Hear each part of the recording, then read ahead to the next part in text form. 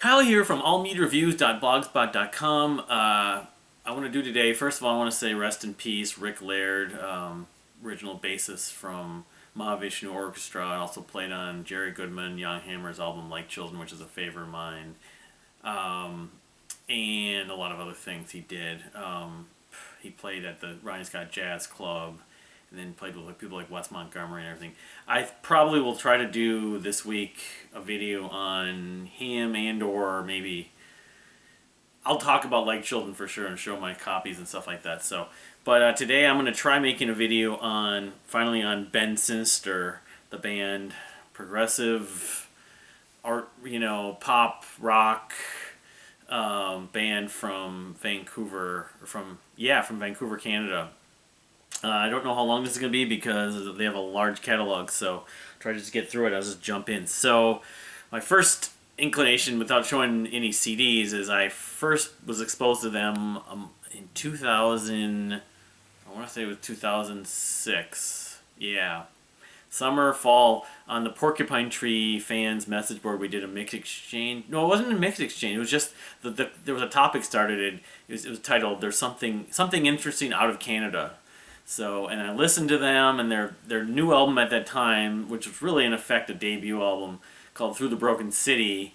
Some of the songs were on their MySpace page, and I was like, I really like this. It's sort of like Jeff Buckley singing with the Mars Volta, and with a Queen element. So, which was true. So, let me just get into the catalog here. I'll just go back. That's when I got into them after that point and just wanted to get everything I could.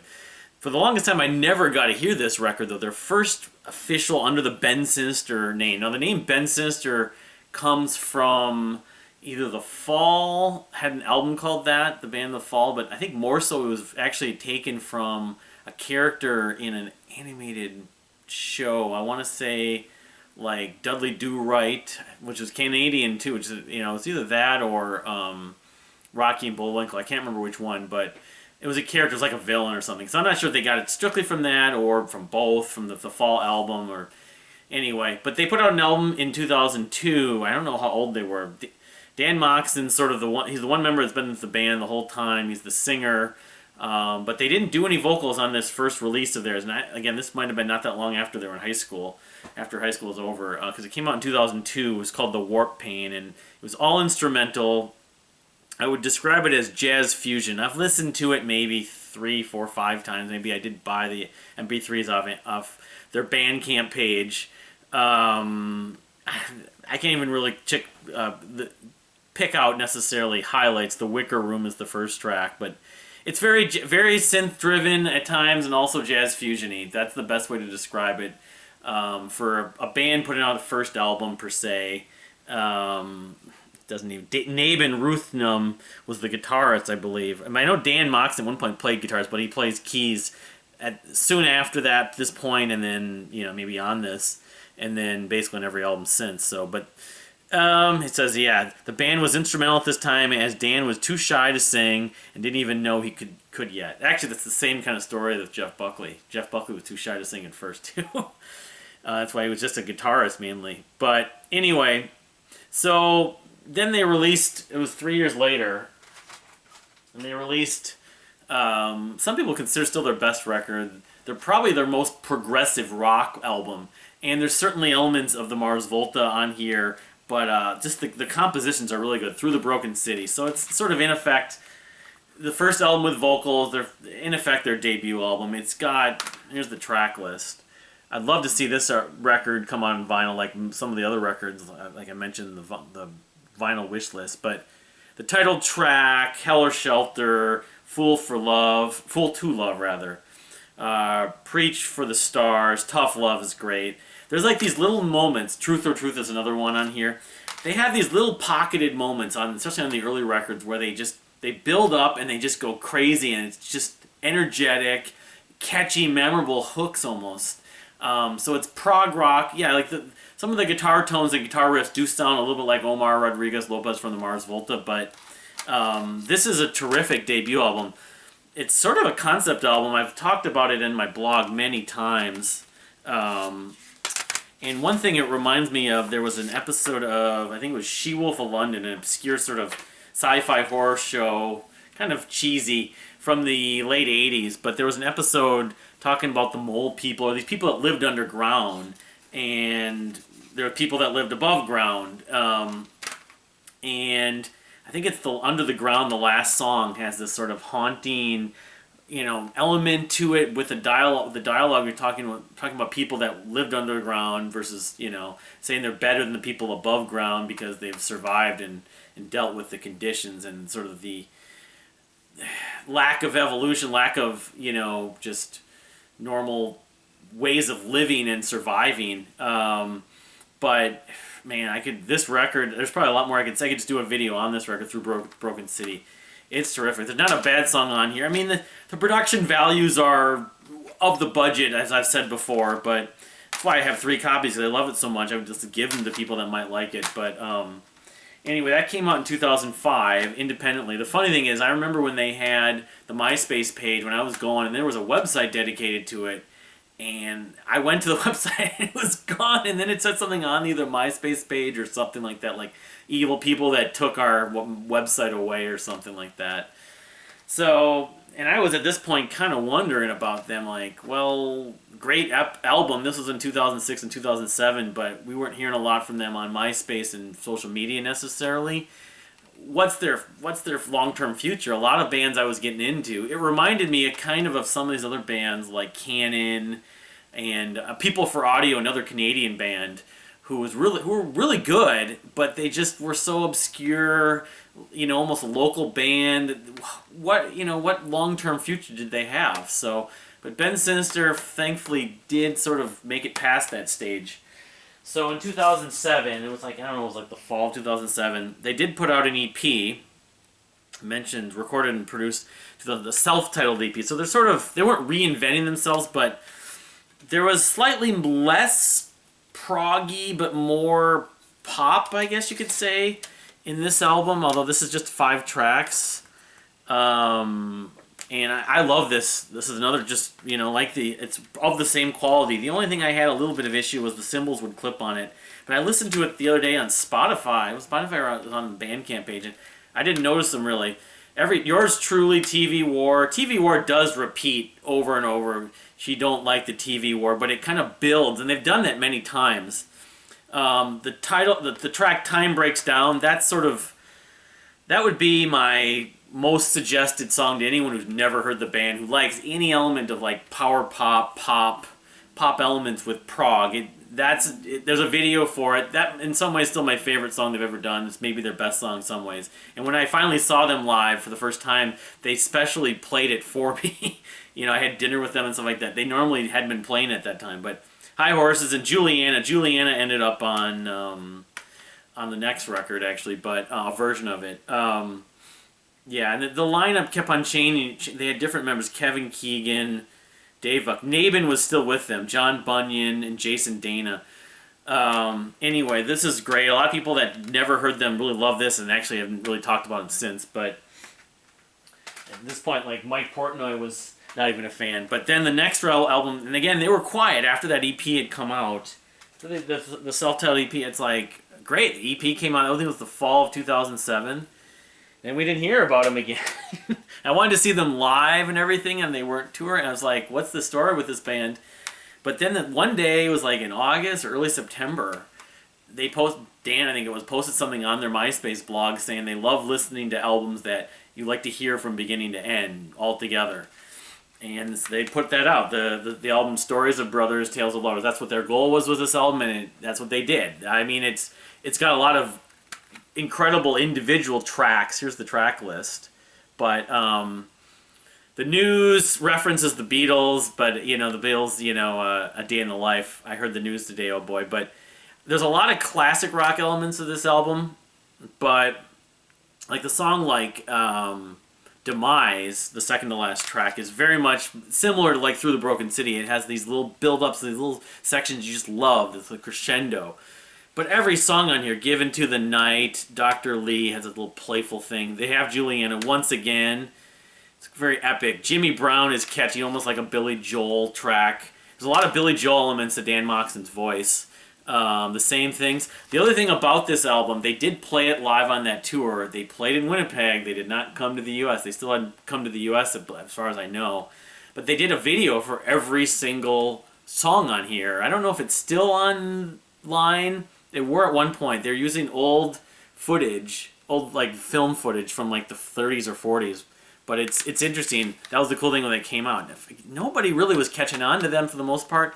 I guess Mike Portnoy eventually got wind of this record and really enjoyed it, but he didn't talk about it. You know, again, I felt like one of their only fans. The people on the Porcupine Tree Forum and everything. So that was 2008. Then 2009, I want to say that was when they did this competition where they finished second place. Yeah, it was called. It was in Canada. It was the won the 50,000 from the BC Music Contest, the Peak Performance, and so they did this EP called Spring Romance, which came out in 2010, the next year. It's got a really memorable track called Things Will Get Better. It has the lyric, "Things will get better. It might take forever." But every song on Spring Romance is excellent. It's almost as good as the self-titled EP. Can't Change Your Mind, The Little Things, Don't Let Us Bring You Down. That one, they did a video for that in like a record store. It was really epic.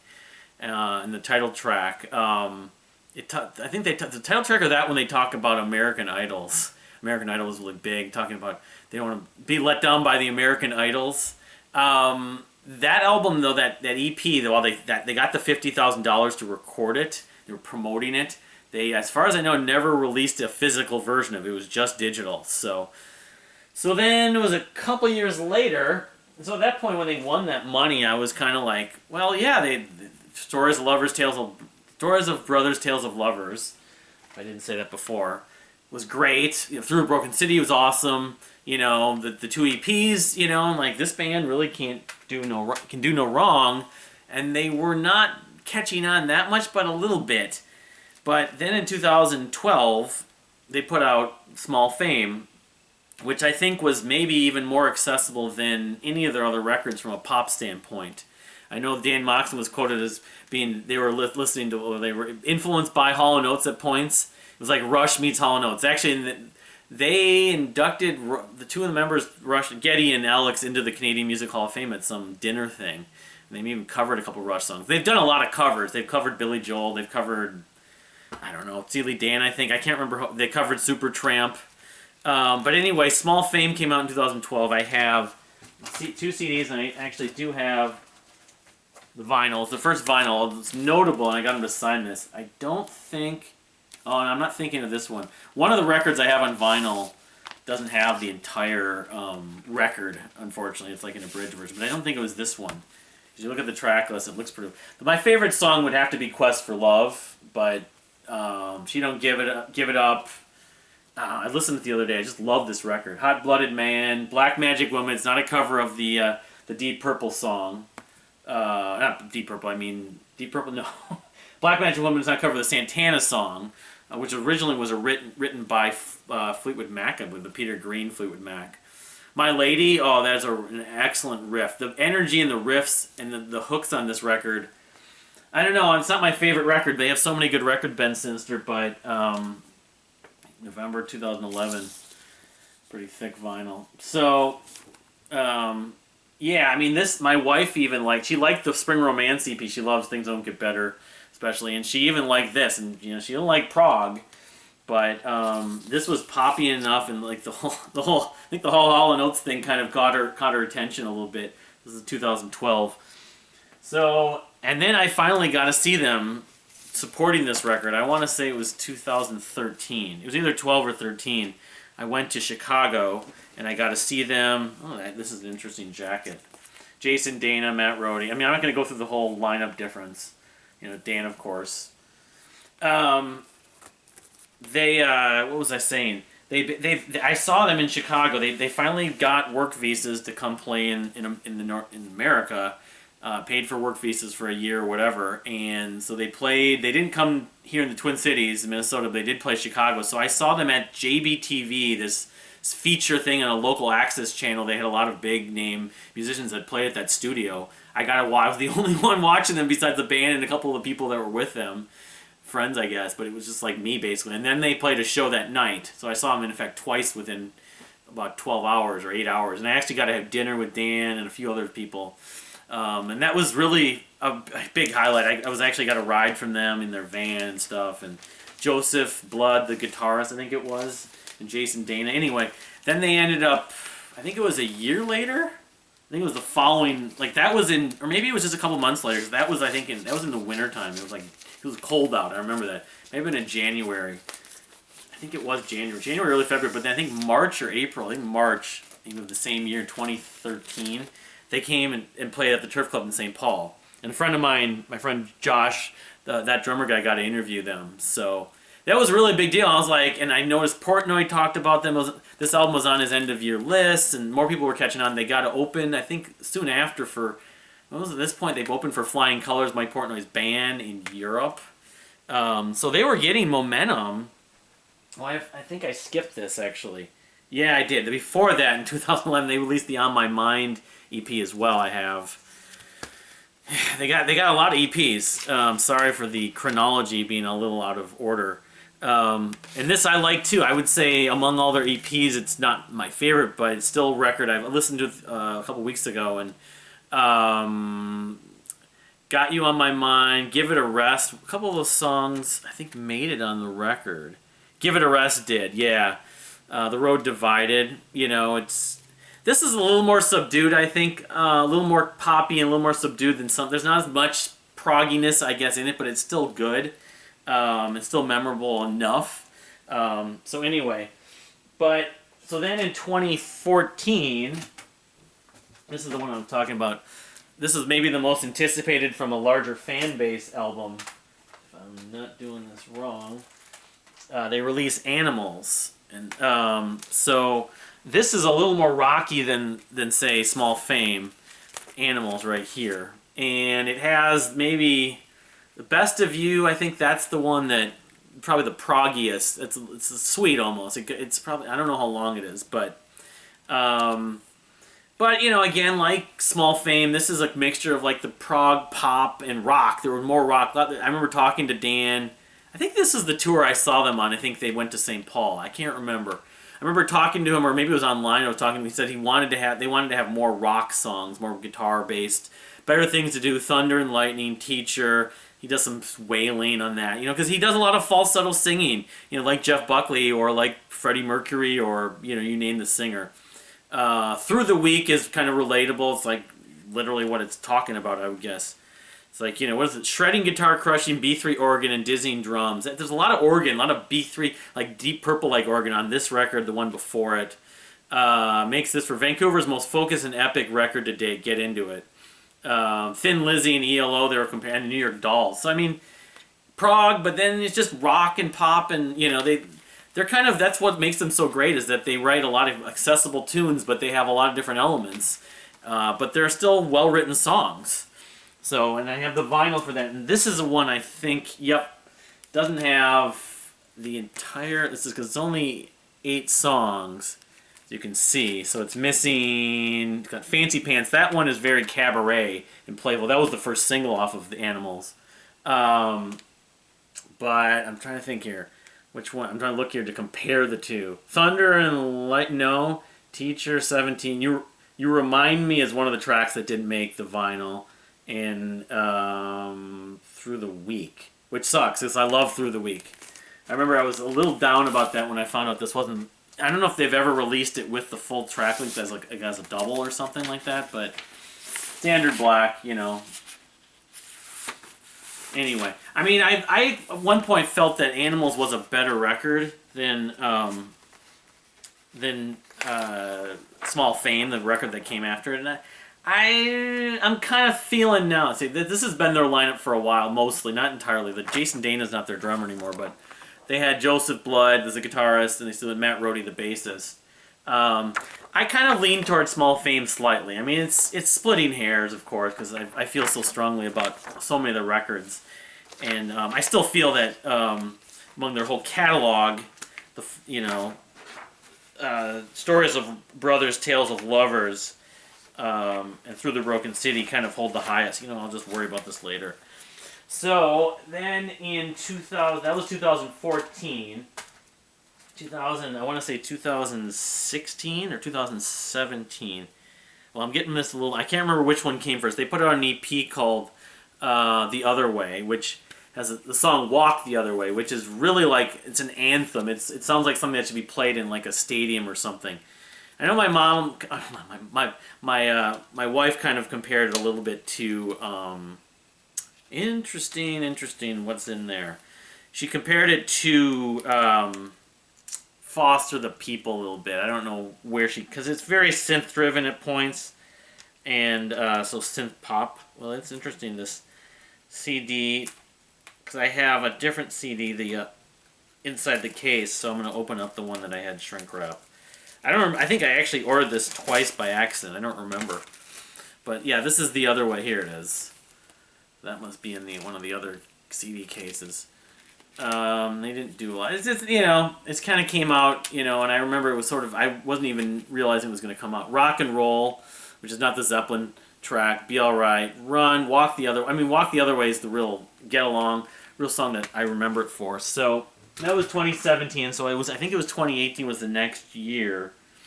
They put out their most recent, no, not their most recent record, but their most recent full-length album called Foolish Games. I remember doing a video about this when I had my stuff, and it came with this little puzzle piece, which is cool, a little guy.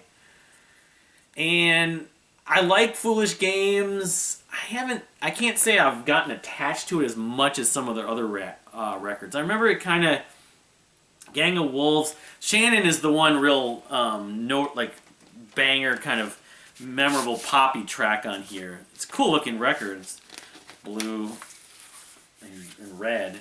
Again, I remember showing this on video a few years ago when I was in the storage space, but I don't know, I need to revisit it. I didn't get a chance to listen to like their whole catalog as of late, and I was going to make a video about them and everything just to kind of refresh my memory and everything, but yeah, I mean, I would compare this probably to The Other Way and Animals to an extent. I remember that was one that was kind of repetitive. I don't, but it still had a hook to it. Got Your Back, Show Me How to Love. I mean, it was only a few years ago. It still has time to grow. But like I said, Shannon, it has the little hook that talks about, give me a quarter, I got Shannon, I'll get Shannon on the phone. I don't know what it compares. It's like an 80s pop, like almost Rick Springfield or something like that I came to mind. But in the lineup's a little different. It still has Matt Rode and Joseph Martin, a.k.a. Blood. But then Nicholas Petrovich was the drummer, and they have some backing vocals and stuff. I don't know. I mean, this could be a sleeper. I need to, it was only a few years ago, 2018. It was in my top 30 records that year, but I don't know if it was in the top 10. I can't remember. I mean, I should know this.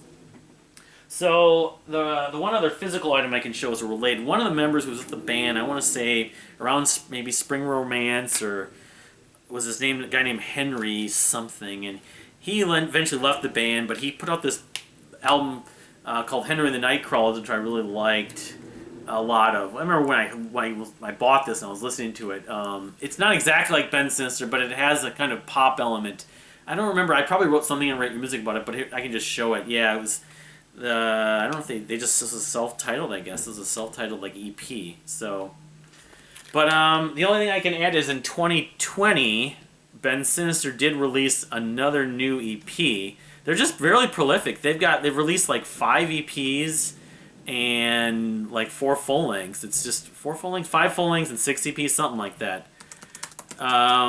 Which had a 3-part suite on it. I can't remember. It was just an EP. I mean, we're still awaiting. 1997 was one of the songs. I can't remember the name of it. Let me just pull it up. But I remember being surprised by it. I'm not surprised, but just I don't know. Surprised isn't the right word. Kind of refreshed. Why Can't We Be Happy? It's called, and it's on Spotify. Sort of I don't know, because I wasn't expecting them to be putting out a lot of new music, and it has. Well, this doesn't even have the track list. It has just, I can't remember because I haven't listened to it, but it has a couple songs that just I posted on social media about it, at least on Twitter. One of them totally had me going, turning my head. Well, we'll just pull up Spotify then if I can remember what I've hearted. Try to wrap this up. I'm Tired. That song has this kind of, it goes, the first couple minutes are kind of slow, but then it kind of builds up and it just has this great energy and hook to it toward the end. Truth 1 and Truth 2, which isn't a reference to their song Truth or Truth off of Through the Broken City, but that's a kind of sweet. I honestly probably should have listened to this more recently, and also like Foolish Games, just to kind of refresh it. But I've had so much time to do this, but I would still put Why Can't We Be Happy among their, the quality of all these EPs. This EP and On My Mind would probably be at the bottom the other way, but I still really like them. They have like 5, the self-titled EP, Spring Romance, and this one, Why Can't We Be Happy. Totally, among their best work, and then all these full lengths that are really good. Broken City, and Stories of Lovers, Stories of Brothers, Tales of Lovers. The first 2 full lengths still kind of. This to me is the most sentimental sort of highest achievements, but I know that they were a totally different band. Their sound has evolved since then. But it's just great because they've released like 6 records and 5 EPs or whatever it is, and I don't have any of my. The first record maybe they're my least listened to because it's, like I said, it's just instrumental. And hopefully they have a new record sometime in the next few years. I know, given they put out this EP, they've been working on new music. Dan Moxon released a solo record a few years back too. It was 2019, yeah. So, but anyway, that's just kind of my love for Ben Sinister. Like I said, Mike Portnoy's a fan. His sister's a fan. I've always felt like they should tour with the Deer Hunter. The Deer Hunter fan base should and could love them, and some of them do. They just have this great blend of progressive rock, power pop, pop, rock, whatever you want to call it, power pop, but their influences are very widespread, but they just really know us to write really good song, and Dan Moxon specifically. So anyway, give it a like, please subscribe if you haven't subscribed, and thanks for watching.